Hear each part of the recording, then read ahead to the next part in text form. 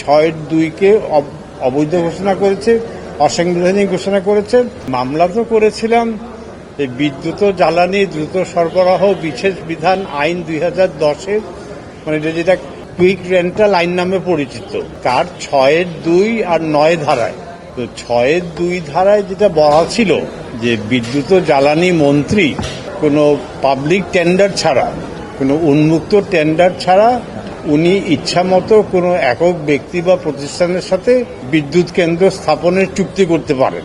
মন্ত্রী এককভাবে স্বীয় বিবেচনায় যে কেউ সাথে চুক্তি করতে পারে। সরকারের যে কোনো মানে ক্রয় বিক্রয়, এটা তো একটা পাবলিক প্রসেস, টেন্ডারিং প্রসেসের মাধ্যমে হয়। এটা টেন্ডার ছাড়াই উনাকে ক্ষমতা দেওয়া হয়েছিল। সরকারও এটাতে সম্মতি জানিয়েছে এবং দেখিয়েছে যে এই 6-2 ধারায় অনেকগুলি কুইক রেন্টাল প্রজেক্ট হয়েছে। আপনারা জানেন যে কুইক রেন্টাল প্রজেক্টের একটা বিশেষত্ব হলো যে তারা বিদ্যুৎ সরবরাহ করুক বা না করুক, তারা পুরো টাকা পাবে। মানে 100 মেগাওয়াটের বিদ্যুৎ কেন্দ্র সে 20 মেগাওয়াট সাপ্লাই দিচ্ছে, কিন্তু 100 মেগাওয়াটেরই টাকা পাবে।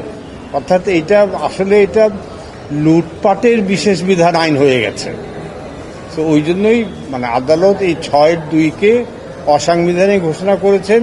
এই যে এটা কোনো মানে আনলিমিটেড অসীম ক্ষমতা এক ব্যক্তিকে দেওয়া হয়েছে, এইটা একটা প্রজাতন্ত্রে হতে পারে না। এইটাই মূলত এই কারণেই 6-2-কে অবৈধ ঘোষণা করেছে, অসাংবিধানিক ঘোষণা করেছে। আর আমরা 9 ধারাও চ্যালেঞ্জ করেছিলাম। 9 ধারাতে বলা আছে যে এই যে 6-2-এর অধীনে বা পুরো আইনের অধীনে যে বিদ্যুৎ কেন্দ্রের চুক্তি হচ্ছে, এই চুক্তির ব্যাপারে কোনো আদালতে প্রশ্ন করা যাবে না, মামলা তোলা যাবে না, চ্যালেঞ্জ করা যাবে না। অর্থাৎ আদালতের এখতিয়ারকে এই আইন বহিষ্কার করেছিল। এটা তো হতে পারে না। আদালতের এখতিয়ার, আদালতে আপনি যেতে পারবেন না, এটা কোনো এই ইনডেমনিটি কোনো আইন করে দিতে পারে না। তো এই জন্য আদালত বলেছে যে 9 ধারা যেটা আদালতের এখতিয়ার রহিত করেছে, এই ধরনের কোনো আইন সংবিধানের অধীনে হতে পারে না। এটাই হলো মূল কথা। তার সাথে আদালত এটাও বলেছেন যে এই 6-2 অধীনে যে ব্যক্তিগত উদ্যোগে যে চুক্তিগুলি হয়েছে, ওইগুলি সরকার পুনর্মূল্যায়ন করতে পারবে। ওইগুলি চুক্তির শর্ত সরকার মানে জাতীয় বিবেচনায় যাদের সাথে চুক্তি হয়েছে তাদের সাথে আবার নেগোশিয়েট করতে পারবে দরকার হলে। এখন কুইক রেন্টালে যে টাকা দিয়ে যাচ্ছে, যে সরকারকে বলেছে যে সরকার দরকার হলে ওদের সাথে চুক্তি মানে পুনর্মূল্যায়ন করতে পারবে।